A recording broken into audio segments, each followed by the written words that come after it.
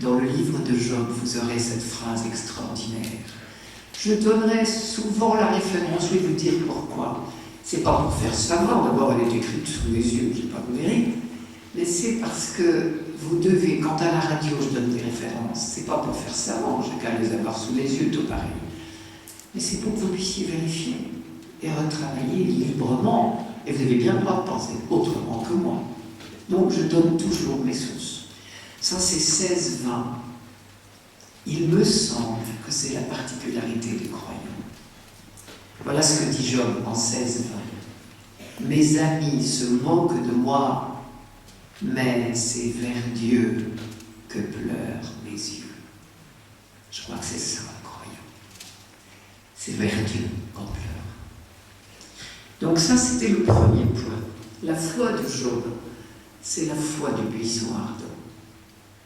C'est aussi la foi d'un homme de l'alliance conclue au Sinaï entre Dieu et Moïse, justement, celui-là qui aura accepté d'être envoyé.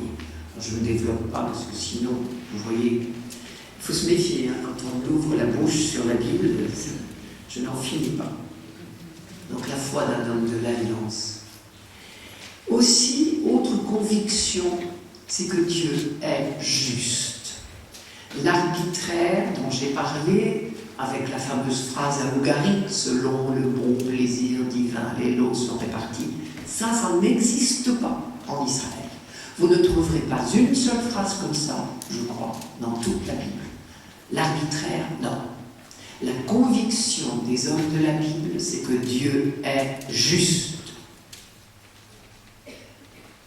Ils vont, au long de la révélation, changer d'idée sur ce que c'est que la justice de Dieu. Mais tout au long de l'histoire d'Israël, ils seront convaincus que Dieu est juste. Je vais revenir, je viens de dire qu'ils ont changé d'idée sur la justice de Dieu, je vais y revenir. Mais je voudrais dire un autre point très important de la foi d'un homme de la Bible. C'est la foi, une certaine foi en Dieu créateur.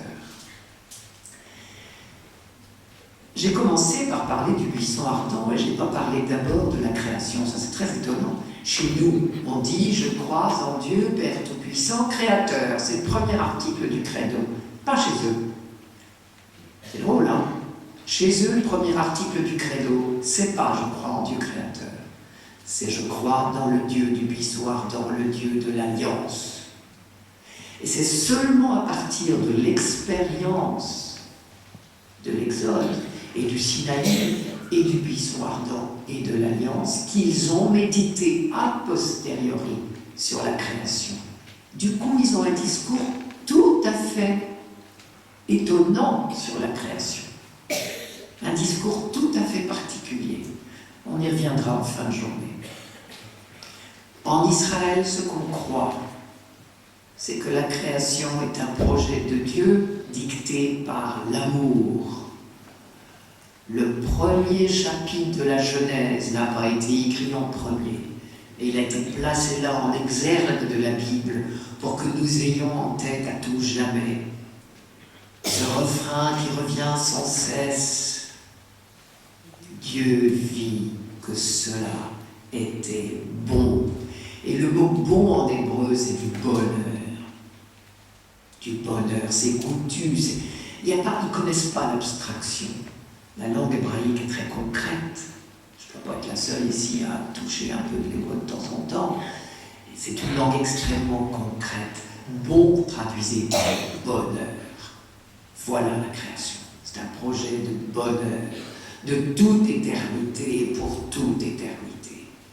Ça, c'est très important. Alors, avec deux précisions. D'abord, la création n'est pas un acte du passé pour eux. Quand on parle de Dieu en Israël, on parle d'une relation qui perdure entre Dieu et l'humanité. La création n'est pas une boule qui roule dans l'univers et Dieu a lancé ça un beau jour d'une pitchonnette et maintenant il s'en désintéresse. Non, c'est une relation de dépendance, une relation permanente. Il y a une très belle phrase dans Job, j'essaierai de donner la parole le plus souvent, 12-10, C'est lui, sous-entendu le Créateur, qui tient en son pouvoir l'être de tout vivant et le souffle de toute chair d'homme. C'est ça, croire en Dieu Créateur, croire que nous sommes dans sa main en permanence. Un chrétien ne dirait pas autre chose.